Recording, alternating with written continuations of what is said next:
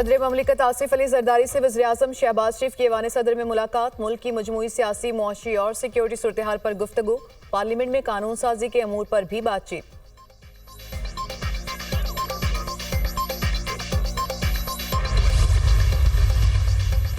माजी में किसी न किसी बहाने यूथ को खामोश कराने की कोशिश की गई। डिजिटल बिल ऑफ राइट्स पर आपका मुतालबा इस्लामाबाद लेकर जाऊंगा। नौजवान मुल्क की ताकत हैं, लोग आपसे डरते हैं।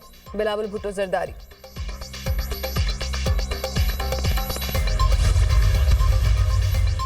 और इलेक्शन कमीशन 31 दिसंबर तक अरकान पार्लियामेंट से माली गोशवारों की तफसीलात तलब कर ली। अरकान पार्लियामेंट अहले खाना और ज़ेर क़वादत अफराद के गोशवारे जमा कराने के भी पाबंद होंगे। हुकूमत और अपोजिशन के दरमियान मुज़ाकरात का पहला दौर मुकम्मल। दोनों जानिब से मुज़ाकरात जारी रखने पर इत्तफाक। मुज़ाकराती कमेटी का आइंदा इजलास 2 जनवरी को होगा। आइंदा इजलास में तहरीक इंसाफ अपना चार्टर ऑफ डिमांड देगी। दोनों कमेटियों ने मुज़ाकरात को मुस्बत अमल करार दिया। अपोजिशन के तहरीरी मुतालबात पर बातचीत को आगे बढ़ाया जाएगा। असद कैसर ने आगाह किया कि कुछ मेंबरान शरीक नहीं हो सके।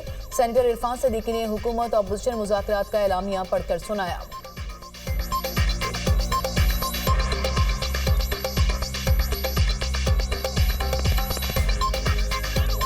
अपोजिशन कमेटी ने अपने इब्तदाई मुतालबात का खाका पेश किया। तय पाया कि अगली मीटिंग में अपोजिशन कमेटी तहरीरी तौर पर अपने मुतालबात और शराइत कार पेश करेगी ताकि उस दस्तावेज़ की रोशनी में बातचीत को आगे बढ़ाया जा सके। बाहमी मुशावरत से तय पाया कि अगला मुज़ाकराती इजलास 2 जनवरी को मुनक़िद होगा। स्पीकर कौमी असम्बली की ज़ेर सदारत हुकूमत और अपोजिशन की कमेटी अरकान का इन कैमरा इजलास। इसहाक डार, राना सनाउल्लाह, इरफान सिद्दीकी, अब्दुल अलीम खान, राजा परवेज़ अशरफ, नवीद कमर, खालिद मकबूल सिद्दीकी और फारूक सत्तार की शिरकत। अपोजिशन की जानिब से असद कैसर, हामिद रजा और अल्लामा नासिर अब्बास शरीक हुए। स्पीकर सरदार अयाज सादिक ने हुकूमत और अपोजिशन के दरमियान मुज़ाकरात को नेक शगुन करार दिया। कहा कि आज के इजलास में माहौल बहुत अच्छा था, मुस्बत बातचीत हुई, सियासी बेहतरी आएगी, जमहूरियत भी मजबूत होगी। मुज़ाकरात का अमल जमहूरियत का हुस्न है। हुकूमत और अपोजिशन का मिल बैठना जमहूरियत को मजबूत बनाएगा। अपोजिशन जमहूरियत में मुज़ाकरात ही सियासी मसाइल का वाहिद हल हैं। मेरा काम मुज़ाकरात में सहूलत कारी करना है।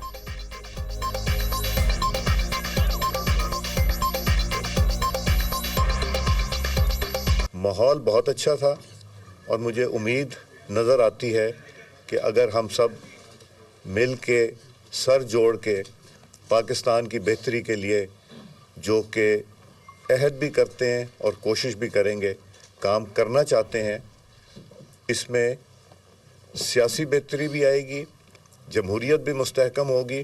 चूँकि आज कुछ मेंबरान अपोजिशन के नहीं तशरीफ़ ला सके, जो इंशाअल्लाह 2 जनवरी को मीटिंग होगी। 2 तारीख को हमारी जो मीटिंग है वो 2 जनवरी को इंशाअल्लाह मीटिंग होगी और इसके बाद ये मुसलसल मीटिंग होगी। जो हमारे वर्कर्स हैं जो इस वक्त जेलों में है उसके भी ऊपर भी हमने बात की। जुडिशल कमीशन सीनियर जो जजेस उसके मातहत जो है जुडिशल कमीशन। आज इब्तदाई बातचीत हुई। बाकायदा मुज़ाकरात का आगाज 2 जनवरी को होगा। चार्टर ऑफ डिमांड पेश करेंगे। हमने अपना मौक़िफ़ भरपूर तरीके से सामने रखा। हमने बानी PTI समेत तमाम कैदियों की रिहाई का मुतालबा किया। जुडिशल कमीशन की तश्कील के हवाले से भी बात की। रहनुमा PTI असद कैसर की मीडिया टॉक। कहा हुकूमत ने बानी PTI से मुलाकात का मुतालबा मान लिया। अपोजिशन लीडर उमर जूब ने कहा मुल्क में तब तक इस्तेहकाम नहीं आएगा जब तक आइन और कानून की बालादस्ती नहीं होगी। साबिक सदर आरिफ अलवी बोले सियासत ही से मुल्क को बचाया जा सकता है।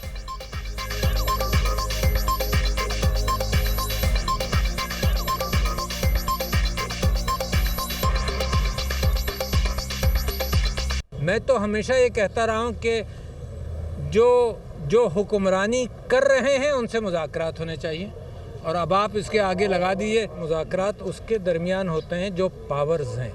पावर इमरान खान है, 90% आवाम की पावर इमरान खान है और जो हुकूमत के अंदर जो समझते हैं कि जिनके पास फ़ैसला करने की गुंजाइश है उनके साथ मुज़ाकरात होने चाहिए।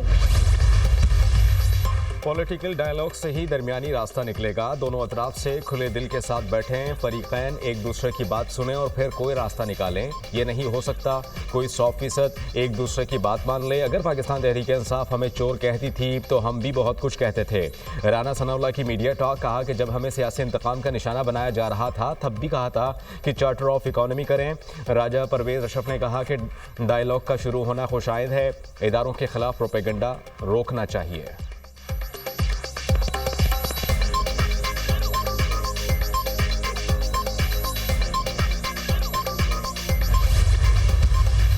मौसमी तब्दीली आने वाले नस्लों के लिए जितना ख़तरा है उतना हमारे बड़ों के ज़मानों में नहीं था। और मैं समझता हूँ कि इस ख़तरा के लिए ना पाकिस्तान तैयार है और ना दुनिया तैयार है। इंटरनेट स्लो किया जाए तो बाबुओं का नुकसान नहीं होता, नौजवान मुतासिर होते हैं। इस्लामाबाद में बुजुर्गों, बाबुओं और सियासतदानों को समझ नहीं आता कि माजी में किसी न किसी बहाने यूथ को खामोश कराने की कोशिश की गई। डिजिटल बिल ऑफ राइट्स पर आपका मुतालबा इस्लामाबाद लेकर जाऊंगा। नौजवान मुल्क की ताकत हैं, लोग आपसे डरते हैं। तालीम के फिरोग के बगैर कोई मुआशरा आगे नहीं बढ़ सकता। बिलावल भुट्टो का सिंध यूनिवर्सिटी जाम शोरों के कॉन्वोकेशन से खिताब। लोड शेडिंग ना करने के दावों से बड़ा कोई मजाक नहीं। हम लोड शेडिंग का मुकाबला कर सकते हैं, कम कीमत पर बिजली फ्राहम कर सकते हैं। मौसमियाती तब्दीली मुस्तकबिल में बहुत बड़ा खतरा है। मौसमियाती तब्दीली के लिए हमें जंगी बुनियादों पर तैयारी करना होगी। नया PSDP तैयार करना चाहिए जो आइंदा नस्लों के लिए हो। हमें अपना पानी महफूज करके बिजली पैदा करना होगी। ग्लेशियर पिघलने से खतरनाक सैलाब का सामना करना पड़ सकता है। 26वीं तरमीम में पहली बार अच्छे माहौल को बुनियादी हुकूक के तौर पर शामिल किया गया। चेयरमैन पीपल्स पार्टी ने तालिबा में मेडल्स भी तकसीम किए।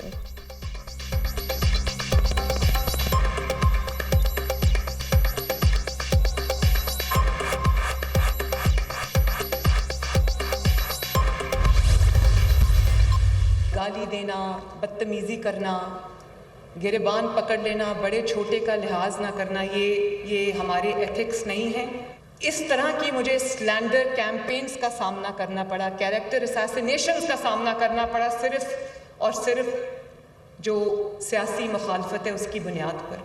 मैं तो आहिस्ता आहिस्ता इतनी सख्त हो गई हूँ, इम्यून हो गई हूँ कि मैं उन लोगों का शुक्रिया अदा करना चाहती हूँ जिन्होंने मुझे उस आग की भट्टी में से गुजारा कि अब मेरे पे कोई चीज़ असर नहीं करती। मुझे गाली दे दो, मुझ पे असर नहीं करता। मेरे सामने खड़े होकर नारा लगा दो, मुझ पे असर नहीं करता। सियासी मुखालफत की बुनियाद पर मुझे किरदार कुशी का सामना करना पड़ा। इतनी मजबूत हो गई हूँ कि नारा लगाओ, गाली दो, मुझे फ़र्क नहीं पड़ता। जिन लोगों ने मुझे आग की भट्टी से गुजारा उनकी शुक्रगुजार हूँ। गाली देना, बदतमीजी करना, गिरबान पकड़ना हमारी तहजीब नहीं। मुल्क की भागदौड़ नौजवानों के हाथ में है।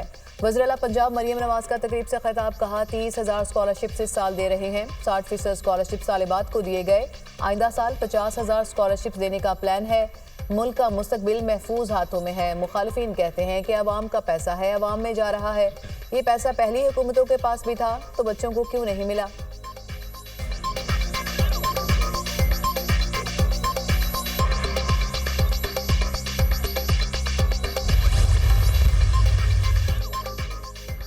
कुर्रम तक ज़मीनी राबते की बहाली के लिए स्पेशल पुलिस फोर्स के क़याम का फैसला। वज़ीर-ए-आला खैबर पख्तूनख्वा की ज़ेर सदारत सूबाई काबीना का इजलास।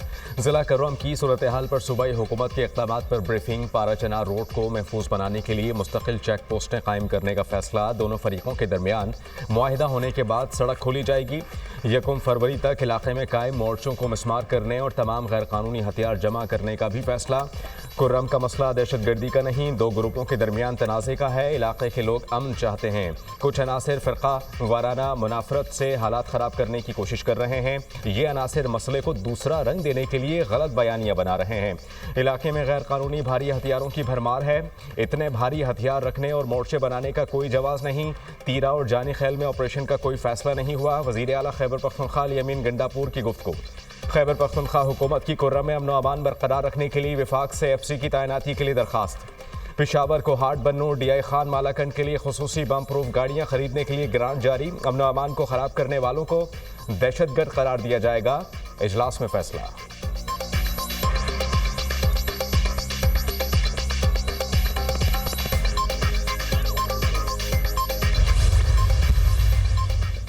£190 मिलियन केस का फैसला 6 जनवरी को सुनाया जाएगा। एहतसाब अदालत ने नई तारीख मुकर्रर कर दी। अदालती अमले ने तहरीक इंसाफ के वकील को आगाह कर दिया। अदालत ने दलाल सुनने के बाद 18 दिसंबर को फैसला महफूज किया था। एहतसाब अदालत के जज नासिर जावेद राना ने आज फैसला सुनाने का ऐलान किया था। बैरिस्टर गौहर ने कहा, इंसाफ पर मबनी फैसला हुआ तो बानी पीटीआई केस से डिस्चार्ज होंगे।